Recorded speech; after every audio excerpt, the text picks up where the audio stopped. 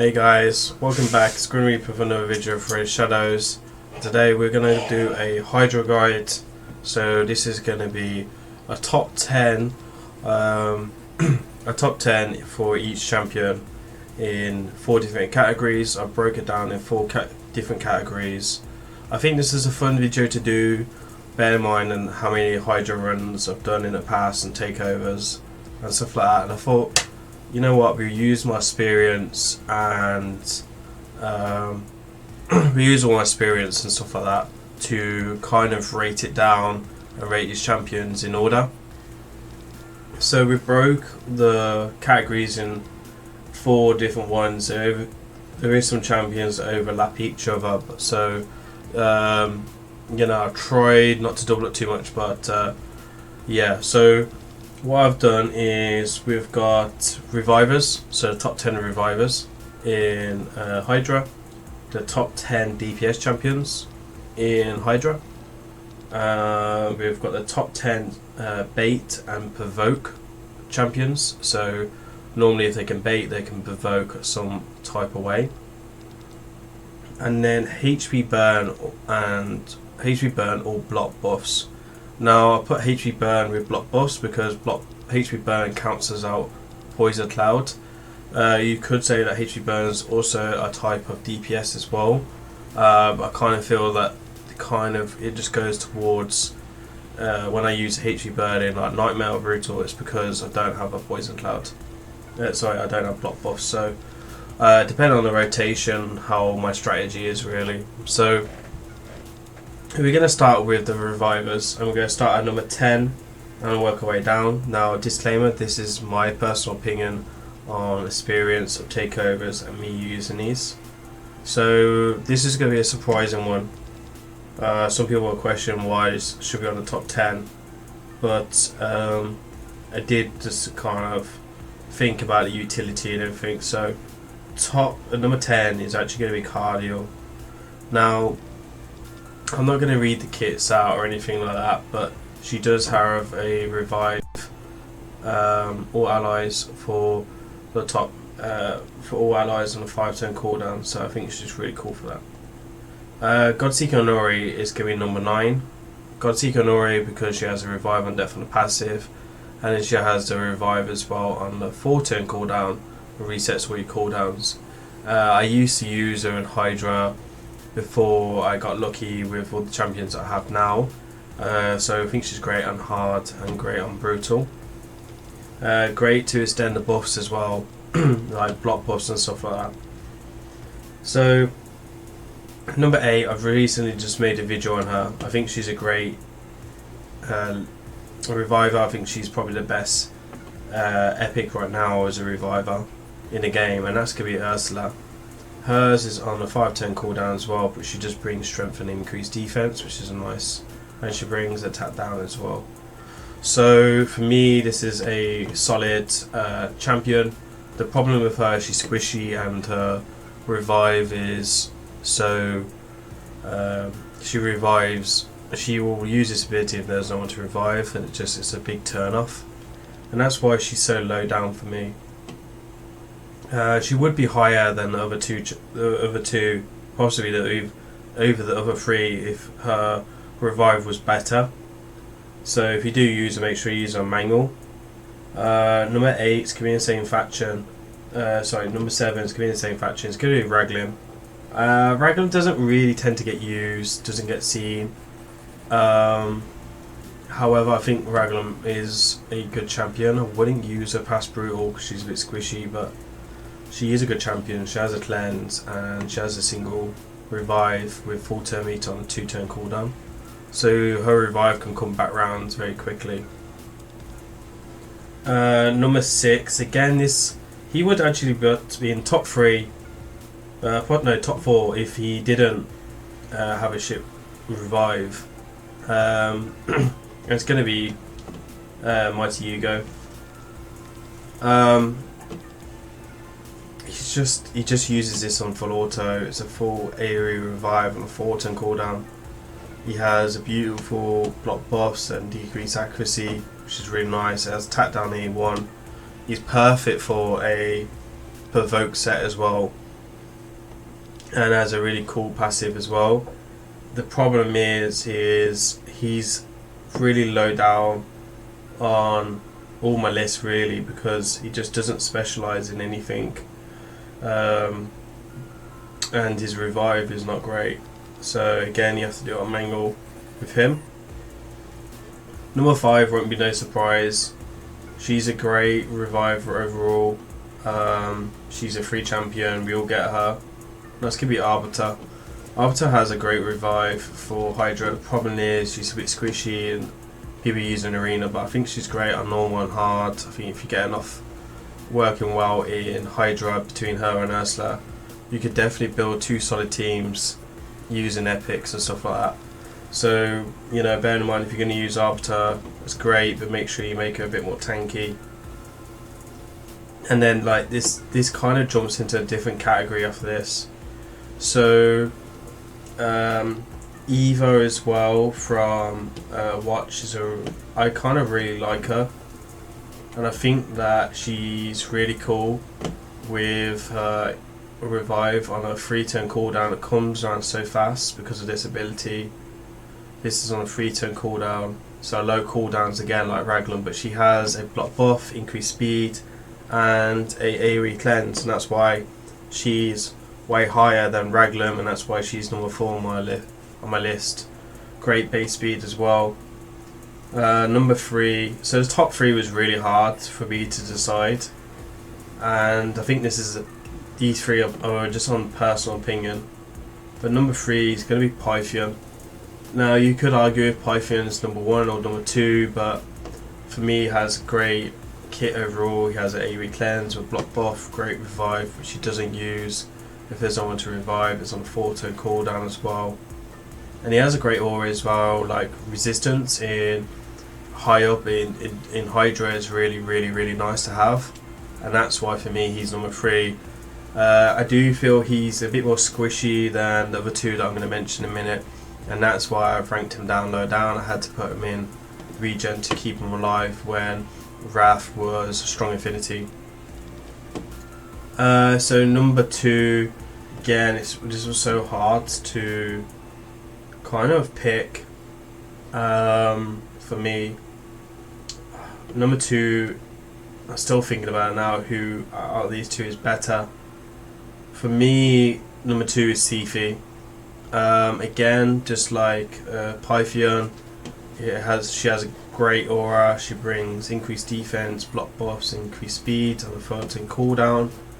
Great in texture set, great just fast as well, great base stats, really easy to build. Resistance on her, you can use her as a second choice bait champion.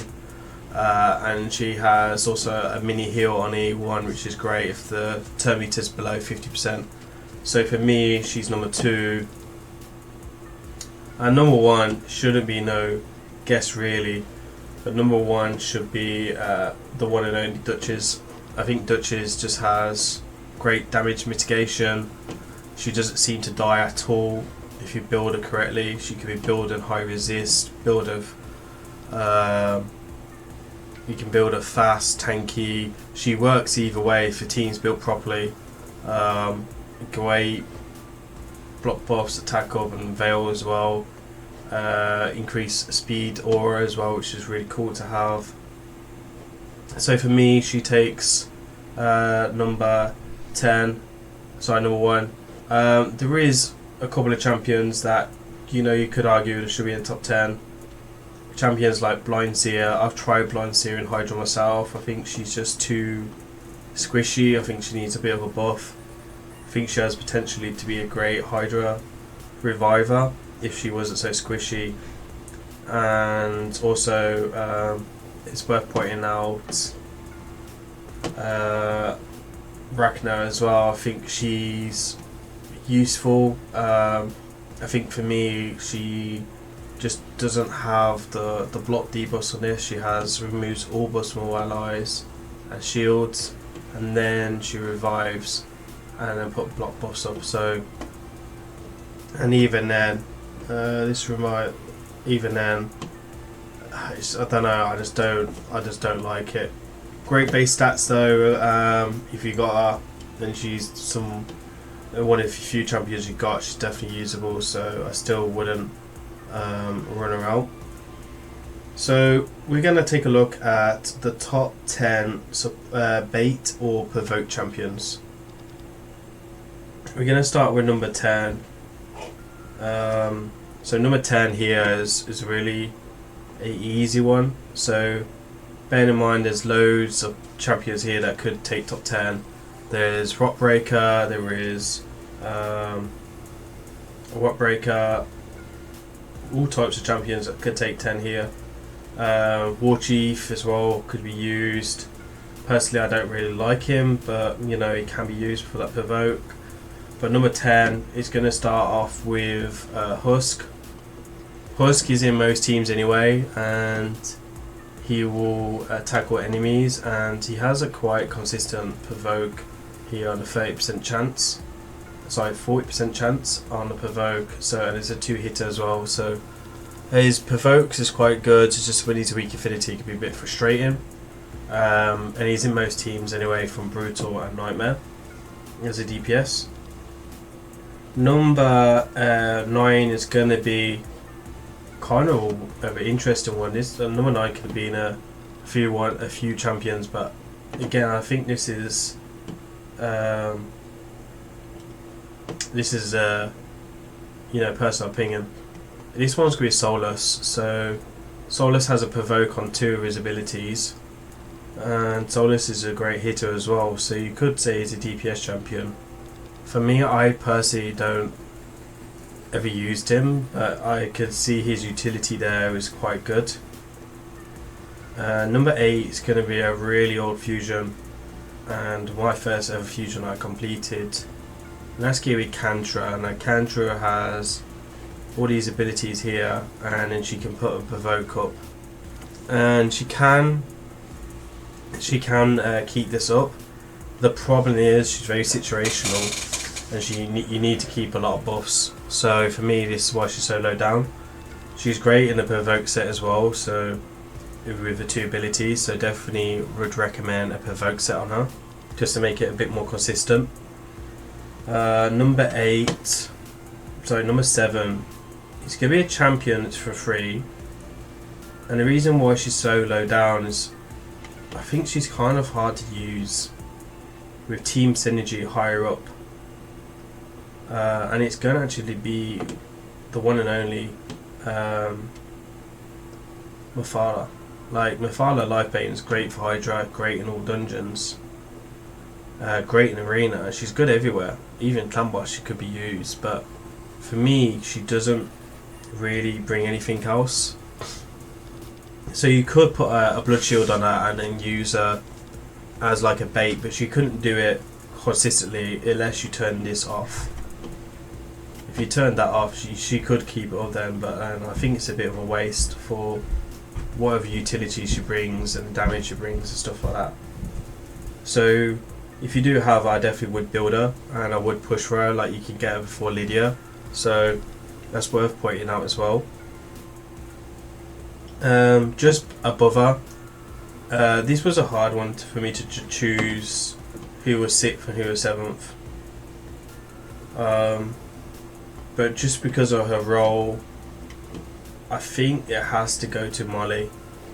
Molly has a turn meter on a kit, which is really good. She can provoke for 2 turns with Fears of Presence on a 55% chance. She has Reflection, which is okay, and she has a single revive as well. Put Blood Shield on her as well.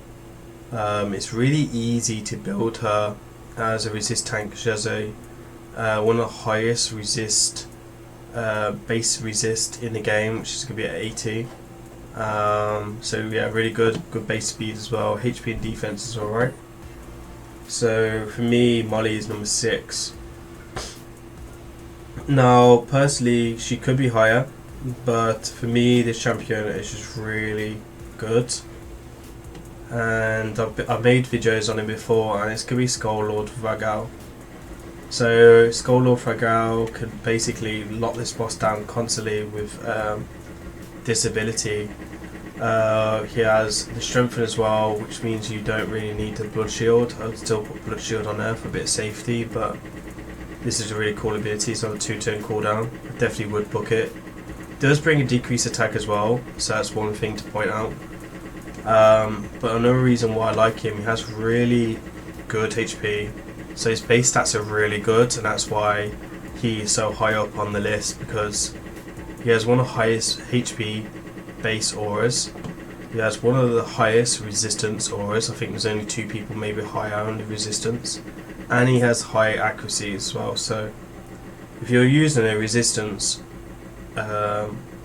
aura, you barely building anything on him. So yeah, he's really easy to keep alive. You could even go relentless if you wanted. Just bear in mind, if you use relentless, then you would lose the extra buff, so he wouldn't make much of a good bait.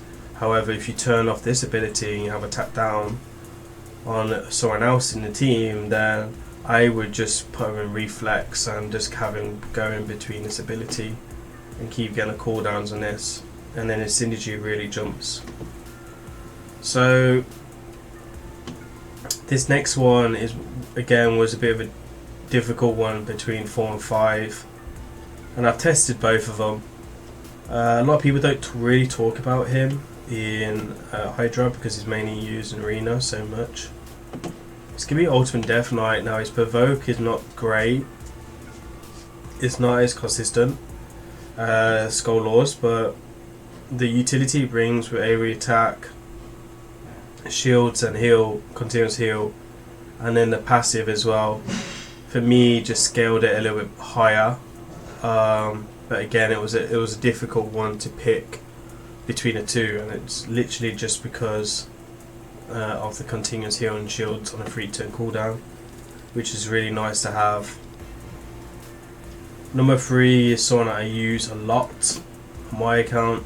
I think he's amazing. I think a lot of people underestimated him as a fusion, and he is number 3. Number 2 and 1 are way ahead of him, but you know, he has heals and shields in this. I would like this to be a bit better, to make him a bit better, but however, it's okay. He has the leech, he has the AoE Provoke, which doesn't weak hit, and then strengthen, so he can really work well as the bait, and his base stats are a little bit on the weak side compared to Skull Lords and stuff like that. And he also has a Provoke on it on the on A1 as well, so this rotation, this weak hits a lot, but normally between the 2 abilities he's like really good, and he has a 50% chance of landing this as well. So again, if you have Husk and him, they pretty much dominate DK and really do a really good job. Number 2 is going to be a guaranteed champion who is really good. Now he doesn't have no Provoke in his kit, if I can find him, but he has his absolute base in Hydra, and for me overall he's like one of the top 5 Hydra champions in the game. So you know, he has an increased speed aura in all battles by 19, which can be really useful, especially when you do Nightmare. He has a increased speed on the 4-turn cooldown with extra turn, which is really good. And then he has a AoE leech and decreased speed, which can allow you to really get in there and hammer the heads and do way more damage, because the decreased speed is so important. And he has also a good decreased attack as well, so he can work with many champions. Also as well, it's worth to point out he's got 2 AoE, so if you're struggling for Provoke champions, you could actually probably miss off War Master and take Fizz and Presence and then take a Provoke set on him and still build the stats that you need, like the resistance and accuracy, quite perfectly fine. And he's a great candidate for Brimstone as well, so definitely a great champion. I'm really happy I got him. The minute I saw him, I think it was just a great champion. I knew he was going to be amazing in Hydra, and he is one of my mainly used Hydra champions in the game. I think he kind of works in the same role as a Samuel, but you don't need Torm in there. He's like a better version of Samuel with all that decreased speed and stuff like that. Increased speed you get You put refresh on this boy, mamma mia, he's going all day long. You put relentless on him, he is going all day long. So it's really cool to see. And he has a really good passive as well, which is nice to see. Number 1 is going to be no surprises in the same faction. This guy just gives you easy life in Hydra. For me personally, I think he's the best Hydra champion in the game. I think he brings you so much utility, and really can carry you. If you've got bad gear and you're either Duchess or Sifi or Python with this guy, and you're not doing Nightmare or Brutal at least, I think you really need to ask yourself some questions. So he has a really good base resistance. It's not as good as some other champions on this list, but it's 50 in air, and the speed could be better, but the HP is alright, defense is fine, and again, accuracy could be better. So he obviously brings shields, which doesn't really do much against Hydra, but the defense down and attack down on the passive is really nice to have. And let's say your champion gets devoured by your defense down, like Yugo gets took by the champion by the head. If they hit Chris, you land the defense down, which is really nice to have. And that's just a small bit that he has in his kit. He has increased speed as well, so he can speed you up really nicely. Kind of 3-turn cooldown. He also brings increased defense on himself, so he's a great candidate for mischief. And he also has a Provoke as well, which is really useful against DK. He also has a continuous heal and ally protection, extends all debuffs, so that's really useful as well. Definitely an underrated ability, and I think this is probably one of the best abilities in Hydra. And then on top of that, he has a 40% chance of putting an AoE decreased speed on A1, and again, super strong. Decreased speed, I've always spoke about it already, and it's a really strong ability. So again, I really like Chris, and I think he's the best champion in the game for me for Hydra. Okay, so that's what I'm going to leave it as at the moment. We're going to do a part 2 for DPS and block buffs and HP Burn champions. I don't want to make this video too long. There is a lot of champions I've probably missed or haven't used myself, and if you feel that they fit into these categories, let me know down in the comments below. And the reason why I mainly made this video today is I want to give you guys a bit more context into use Hydra. I think a lot of people still struggle on Hydra, and it's like some type of awareness I'm trying to bring to you. I still think there's not a lot of content on Hydra as well, so I'm trying to bring more useful content to you guys, and I think that this will make it stand out a little bit and help you guys pick the right team. Obviously these champions are very good, but you have to think about team synergy overall. You need to bring up a bit of each buff. So you need to bring a Provoke, or you need to bring buffs, you need to bring a revive. And I think with these abilities it's kind of hard, or rotations, it's hard to bring that all the time. So this is why I feel that this is the best for the 4 categories. So yeah, please remember to like, comment and subscribe, and I'll see you guys on the next video. Peace.